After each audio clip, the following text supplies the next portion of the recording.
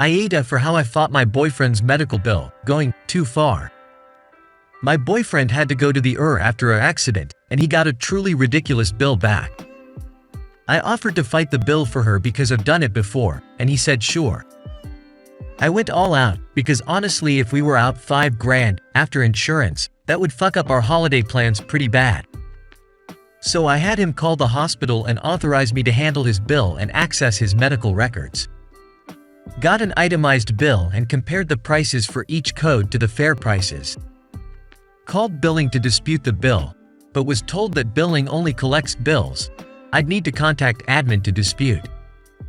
Bounced around a call center for hours trying to get someone who was actually qualified for bill disputes and getting nowhere. Google and LinkedIn searched for the hospital board of directors and upper management. Got 30 emails of the most influential people at the hospital, plus the hospital's investors. Every day would send a few emails, working my way up the chain, and writing an increasingly long email describing how they billed my client at 7 times over the fair price for services rendered, and how their billing department, customer service department, and the growing list of management I'd emailed had failed to address the issue. Escalated the emails until I was writing the director-level staff with the entire board of directors and a number of outside investors CC'd, asking for a written statement regarding their justification for billing at a rate 7 times higher than the national average for commensurate services to what is available at other hospitals. And sternly laying out the failures to appropriately respond at every level of the company. Well, once I'd done all that, which was honestly only like 15 minutes a day, they reduced the bill. From $5,000 to $26. Yep, $26 fucking dollars.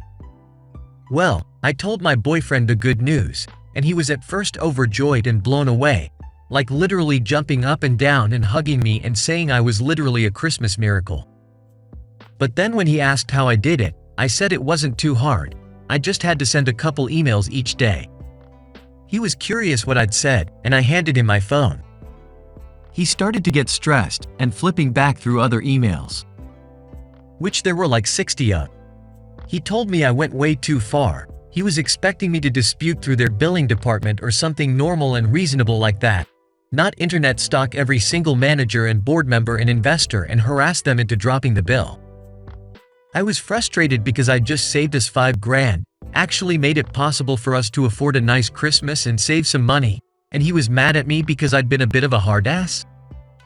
I was furious, and he was also mad at me, saying he authorized me to dispute a bill, not basically threaten and harass a whole damn hospital for weeks.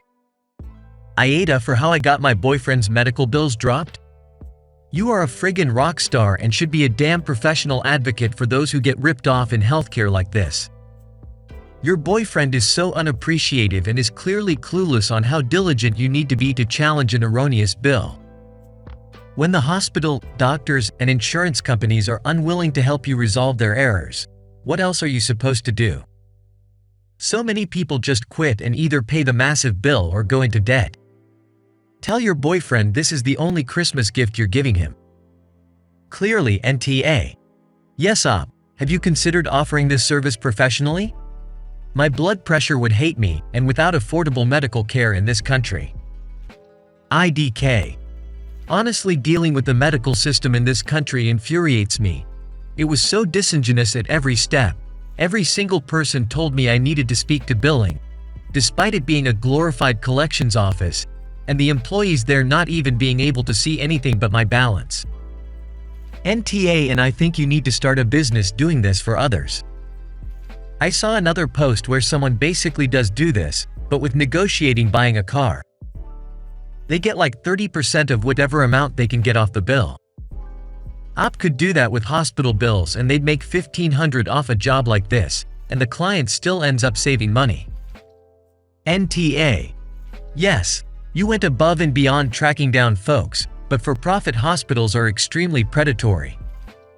NTA. Hospital billing is intentionally screwed up and difficult to address issues. When I gave birth to my kid 16 years ago, they double-billed everything and it took almost a year to get it all straightened out. I pretty much had to schedule hours into my weekly schedule to deal with contesting collections, getting it sent back to billing, dealing with some other person in billing, and etc. With a newborn through 1 year, and while I was also working full-time. It was an additional part-time job to fix the damn hospital bill. What you had to do is not abnormal. AITA for punishing my son for bringing up private family matters at Thanksgiving that led to family drama? My son is 12 years old with autism and ADHD. He's the middle child of 5 kids. We planned our Thanksgiving dinner a couple months ahead and invited our relatives over for Thanksgiving. My son is very socially inept and doesn't understand his actions might be considered hurtful, rude or inappropriate, and I'm working with his therapist and his school on how to behave in social situations. To make a long story short, it started off as a debate with one of his 5 cousins at dinner, and mentioned an unknown woman by name, and when I pressed him on what he's talking about, he stated that his uncle, which is my sister's husband, brought a random woman in our house when I asked them last minute to look after the kids when I was called to work. I stopped him from speaking any further, and knowing this was going to lead to an argument between adults, I had to send all of the kids upstairs to the bedrooms. I tried everything I could to de-escalate the situation and keep the peace. I wanted to make sure that any grievances are held off until after dinner. It quickly devolved into screaming matches and crying. I had no idea he was having affairs, and I was mad that he was bringing women in our house with children, and I tried to hold off until after dinner because I was trying to keep it positive. I was really mad and told the uncle he's not welcome back. I told my son that private adult matters should be kept private and that he can't just talk about these things out loud in front of the whole family and all of the children. And he shouldn't be bringing up sensitive topics. He brought up his sister's personal trauma without permission at the dinner table. And because he couldn't keep his mouth shut, I took away his video games, his phone, his computer and TV until the new year. My son cried and said that he didn't know the matter was private, and that he wasn't supposed to say anything. I chalked it up to common sense. I know the affair wasn't his fault, and that wasn't the problem. The problem was that he discussed the affair publicly and failed to tell me or his dad that his uncle was bringing women in our house, which was a month ago. I feel like I was too harsh on my son. Reddit AITA? YTA. Well, congratulations. Now he'll never tell you a damn thing again, because that's safer than risking punishment. Blame the adult who was too stupid to even conceal his wrongdoing from the kids, not the kid who simply reported what happened. Yup, exactly. They were being honest, and as a child who, according to OP, is in therapy for learning about social norms, this is something that they struggle with when it comes to social situations. When I was a kid, I was also punished like that, and all it did was make sure I never told my parents the truth about anything.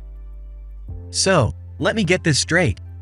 A month ago, this uncle brought an affair partner into your home when he was asked to babysit your children. Plural, children, and you don't mention any others having autism or other issues. 2 of those children are older than 12. None of those children told you about this. Because of this, you end up punishing a 12-year-old who has autism for talking about his personal experience, telling the truth, at a time that is inopportune for you. Yes, YTA. The uncle's in awe. Did he coerce the other kids into not telling you about this strange woman in your home? Honestly, the whole situation doesn't pass the sniff test, but then YTA for shitposting, so either way, YTA. Apologize to your child, restore his privileges, and be a better human. That's what really gets me, is that at a minimum 2 of the kids knew what was going on. Possibly 4 of the kids knew what was going on. And they all knew it's better to not tell anyone about this. That shows the OP is very consistently bad at parenting. I wonder if OP's partner brings strangers home too sometimes.